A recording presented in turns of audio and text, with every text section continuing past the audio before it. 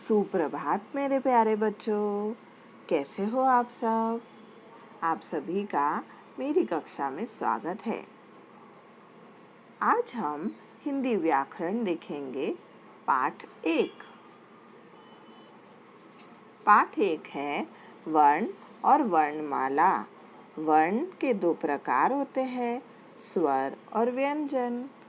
और हमने संयुक्त व्यंजन भी देखे थे। तो अब हम देखेंगे कि उन्हें उपयोग में कैसे लाना है। दिए गए शब्दों को चुनकर सही जगह लिखो। हमें इन सारे शब्दों को चुनकर सही जगह लिखना है। पहला वर्ण है ड। ड के आगे आएगा पहाड़ और पेड़। इन दोनों शब्दों में हमें ड दिखाई देता है।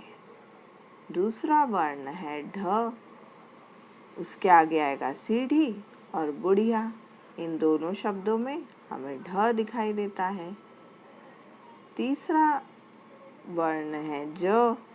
ज के आगे हमें जहाज और कागज। जहाज में बच्चों 2 ज है। जिस ज के नीचे बिंदु हो, हमें उस वर्ण को ढूंढकर वहां लिखना है। अगला वर्ण है फ। उसके आगे आएगा साफ और तूफान। दोनों शब्दों में हमें फ दिखाई देता है। आगे बढ़ते हैं। चित्र के नाम का पहला वर्ण लिखो। पहला चित्र है अंगूर का, तो उसका पहला वर्ण क्या होगा बच्चों? अंग। दूसरा चित्र त्रिशूल का है, तो उसका पहला वर्ण क्या होगा बच्चों? त्र। तीसरे चित्र में हमें ऑफिस दिखाई देता है, तो ऑफिस का पहला वर्ण क्या होगा बच्चों? औ। चौथे चित्र में हमें अंडा दिख रहा है। अंडे का पहला वर्ण क्या होगा बच्चों? अन। आगे देखते हैं। उचित वर्ण चुनकर शब्द पूरे करो। हमें सही वर्ण चुनकर शब्द पूरे करने हैं। पहले चित्र को देखकर हमें क्या दिख रहा है बच्चों? बिल्कुल सही, पत्र। यहाँ हम त्र का उपयोग करेंगे।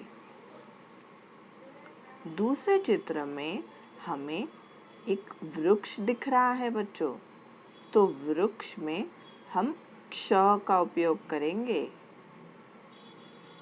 तीसरे चित्र में हमें एक सड़क दिखाई देती है और सड़क में हम ड का उपयोग करेंगे। चौथे चित्र में हमें एक श्रमिक दिखाई देता है। श्रमिक में हम श्र का उपयोग करेंगे। अगले चित्र में हमें यज्ञ दिखाई देता है, तो हम ज्ञ का उपयोग करेंगे। जी हाँ बच्चों, अब हम कुछ सवाल देखेंगे और हमने जो भी पढ़ा उसे याद करने की कोशिश करेंगे। पहला प्रश्न है, कहाँ से कहाँ तक स्वर होते हैं बच्चों? बिल्कुल सही, अ से औ तक स्वर होते हैं। दूसरा प्रश्न, जिससे कोई शब्द शुरू नहीं होता, ऐसा कौन सा वर्ण है? बिल्कुल सही, आहा। आहा से कोई शब्द शुरू नहीं होता। तीसरा प्रश्न, संयुक्त व्यंजन कौन से हैं? जी हाँ, ज्ञ, क्ष, त्र, श्र, ये सारे हमारे संयुक्त व्यंजन हैं। चौथा प्रश्न, वर्णमाला किसे कहते हैं? वर्णों के क्रम को वर्णमाला कहते हैं। बहुत अच्छे बच्चों, आप सभी ने बहुत अच्छे से जवाब दिया। उम्मीद है आप सबको समझा होगा। आप ज़रूर घर पे बैठकर पढ़िएगा। धन्यवाद।